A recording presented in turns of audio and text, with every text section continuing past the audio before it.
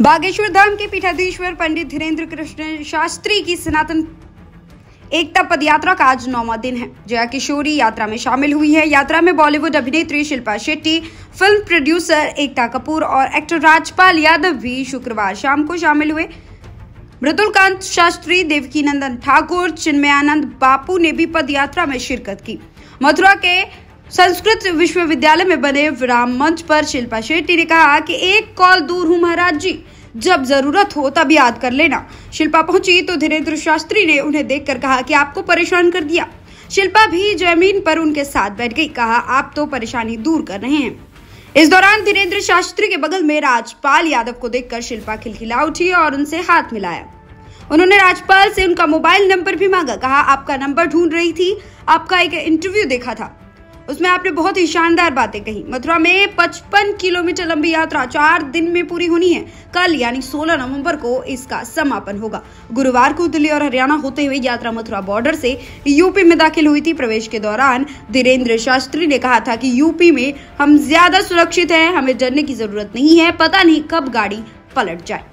ये तस्वीरें इसी पदयात्रा की है जो कि साफ तौर से गवाही दे रही हैं कि पंडित धीरेन्द्र कृष्ण शास्त्री जिस तरीके के बयान देते हैं उसमें वो पूरी तरीके से इन्वॉल्व होते हैं और ना ही कोई बहकावे में अगर बयान देते हैं और ना ही उनका जुबान फिसलता है। वो जो भी बोलते हैं सोच समझकर और जानबूझकर बोलते हैं। कंट्रोवर्सी भी इसी की वजह से होती है। फिलहाल इस खबर पर आपकी क्या राय है, हमें जरूर भेजें।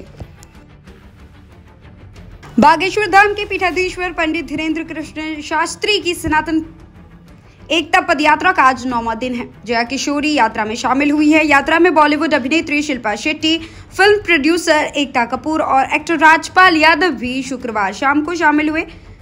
मृदुलकांत शास्त्री, देवकीनंदन ठाकुर, चिन्मयानंद बापू ने भी पदयात्रा में शिरकत की। मथुरा के संस्कृत विश्वविद्यालय में बने विराम मंच पर शिल्पा शेट्टी ने कहा कि एक कॉल दूर हूं महाराज जी, जब जरूरत हो तब याद कर लेना। शिल्पा पहुंची तो धीरेन्द्र शास्त्री ने उन्हें देखकर कहा कि आपको परेशान कर दिया। शिल्पा भी जमीन पर उनके साथ बैठ गई। कहा आप तो परेशानी दूर कर रहे हैं। इस दौरान धीरेन्द्र शास्त्री के बगल में राजपाल यादव को देखकर शिल्पा खिलखिला उठी और उनसे हाथ मिलाया। उन्होंने राजपाल से उनका मोबाइल नंबर भी मांगा। कहा आपका नंबर ढूंढ रही थी, आपका एक इंटरव्यू देखा था, उसमें आपने बहुत ही शानदार बातें कही। मथुरा में 55 किलोमीटर लंबी यात्रा 4 दिन में पूरी होनी है। कल यानी 16 नवंबर को इसका समापन होगा। गुरुवार को दिल्ली और हरियाणा होते हुए यात्रा मथुरा बॉर्डर से यूपी में दाखिल हुई थी। प्रवेश के दौरान धीरेन्द्र शास्त्री ने कहा था कि यूपी में हम ज्यादा सुरक्षित हैं, हमें डरने की जरूरत नहीं है, पता नहीं कब गाड़ी पलट जाए। ये तस्वीरें इसी पदयात्रा की है जो कि साफ तौर से गवाही दे रही हैं कि पंडित धीरेन्द्र कृष्ण शास्त्री जिस तरीके के बयान देते हैं उसमें वो पूरी तरीके से इन्वॉल्व होते हैं और ना ही कोई बहकावे में अगर बयान देते हैं और ना ही उनका जुबान फिसलता है। वो जो भी बोलते हैं सोच समझकर और जानबूझकर बोलते हैं। कंट्रोवर्सी भी इसी की वजह से होती है। फिलहाल इस खबर पर आपकी क्या राय है, हमें जरूर भेजें।